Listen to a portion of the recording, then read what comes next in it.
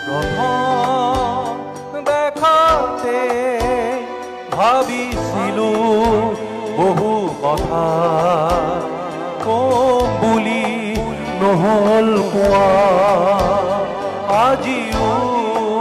নহল কোৱা এতিয়া বৰ ভুল আপোন